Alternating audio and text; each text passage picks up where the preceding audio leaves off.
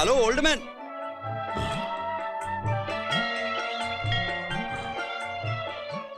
നിങ്ങളെ തന്നെ. എന്താ പേര്? രാമൻകുട്ടി.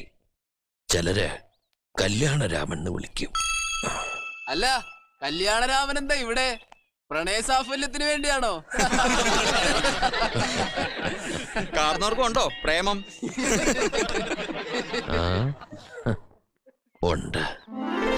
ശ്രീലകം വാഴുന്ന ദേവി, പ്രാണമന്ത്രമുണർത്തുന്ന ദേവി, തപസിരിക്കും സ്നേഹമനസ്സുകൾക്കാശ്വാസമേകി.